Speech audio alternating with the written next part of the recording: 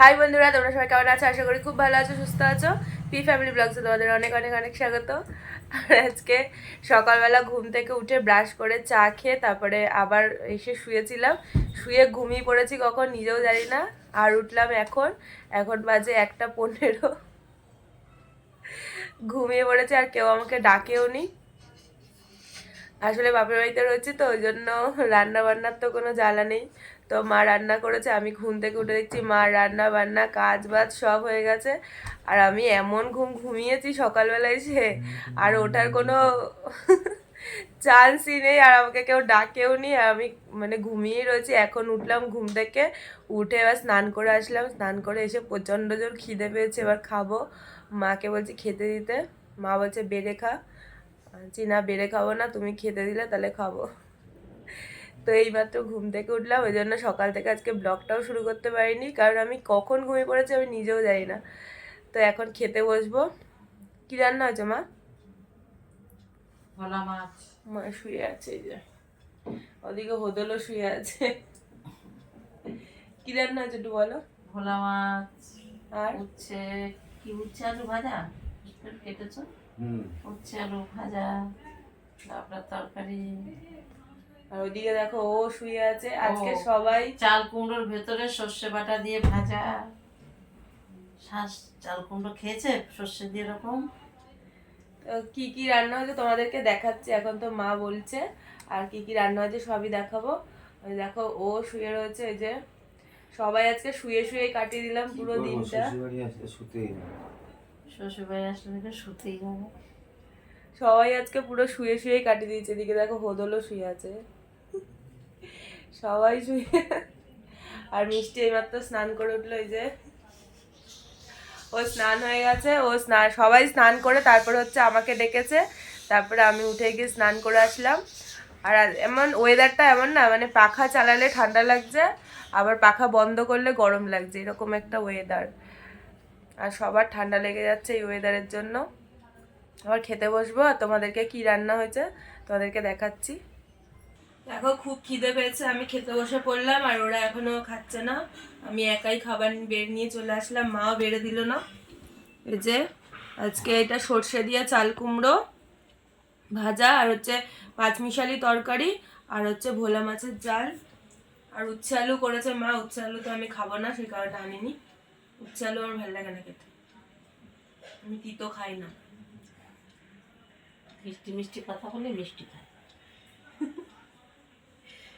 খেয়ে নি, প্রচন্ড খিদে পেয়েছে আজকে। সকালবেলা শুধু চা খেয়ে ঘুমিয়ে পড়েছিলাম। দেখো এই মাত্র ওই বাড়ি থেকে বেরিয়ে গেলাম, এখন যাচ্ছি বাড়ি। শুধু আমি আর ও যাচ্ছি এখন, এই যে।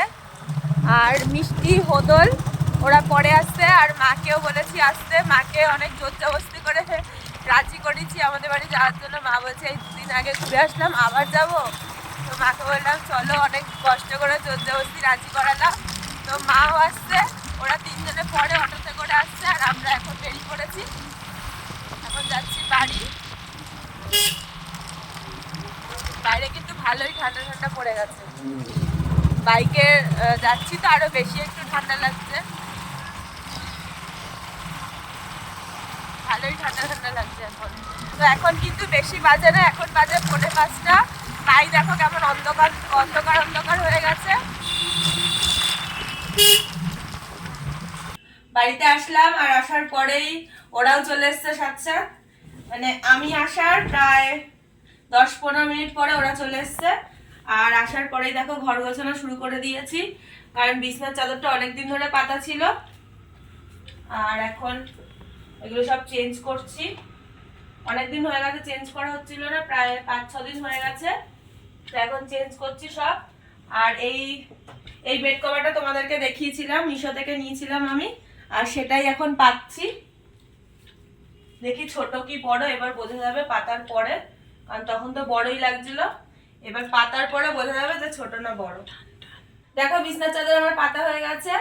আর মানে তোমাদেরকে যেরকম বলেছিলাম, যতটা সুন্দর কিন্তু আমি দেখেছিলাম মিশোতে, ঠিক ততটাই সুন্দর এসছে। আর পাতার পরেও দেখো ভীষণই সুন্দর লাগছে। তো আমি তো একটু ভাবছিলাম যে ছোট হবে নাকি, তা দেখলাম যে না, ছোট না, একদম পারফেক্ট সাইজ হয়েছে, খুব সুন্দর হয়েছে। তো দেখো ভীষণ ভালো লাগছে কিন্তু চাদরটা পাতার পরে। তো সব কাজ বাজ করে নিলাম, নিয়ে এখন হোদলকে বললাম একটু টিফিন নিয়ে আসতে।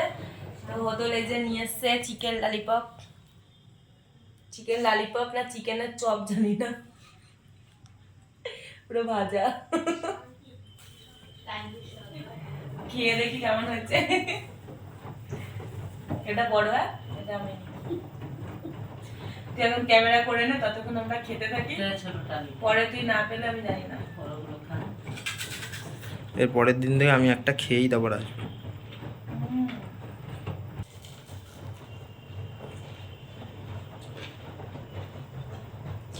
বিরাট টেস্টি, হেবি মুচমুচে, সাথে আছে কাসুন্দি আর সস আর স্যালাড।